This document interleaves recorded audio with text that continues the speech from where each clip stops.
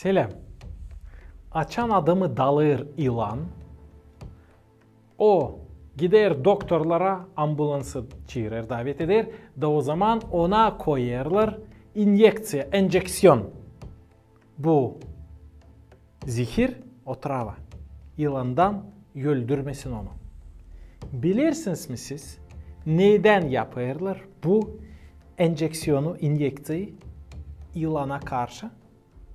Onu yaparlar kuzu kanından. Kuzu kanını işleyip ondan alırlar birkaç element da onlar durgularlar, karşı giderler zehire, yılan zehirine.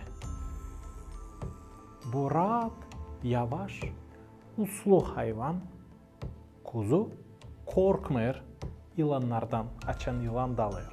Zira onun kanında var bir iş ne karşı çıkar yılan zehirine. Sevgili dostlar, Biblia'da, Allah'ın lafında, İncil'de yazılı. Hani İsus Hristos, o Allah'ın kuzusu. Da o Allah'ın kuzusu kurban oldu bütün dünya için.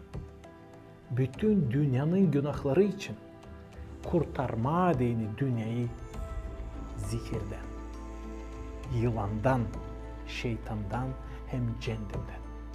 İsus Hristos'un kanı yıkar, paklar, temizler. Her bir insanı kim gelir ona? Kim pişman olur günahlarında? Allah verir ona sevinmelik, umut.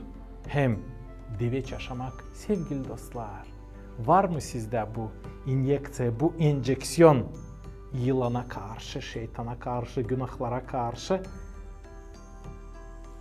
ya da yok mu? Öldürecek mi sizi fena yılan? Olsa sizde var sekret ona karşı çıkma ama. İsus Hristos şeytandan ta kahve.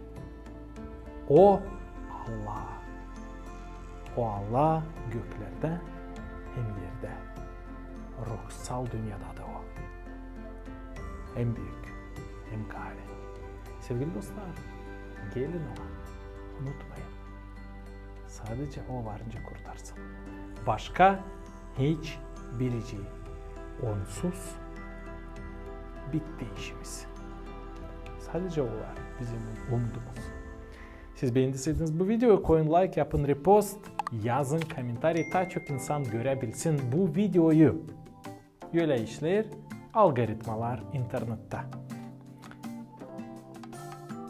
Bizde var bir yeni iş kanalımızda.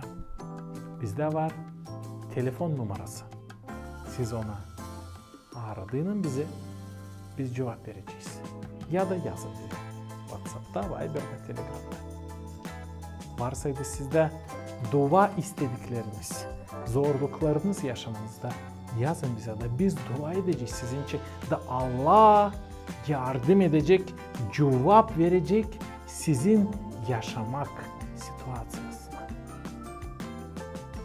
Var mı inanınız bu işe? İnanırsın canım.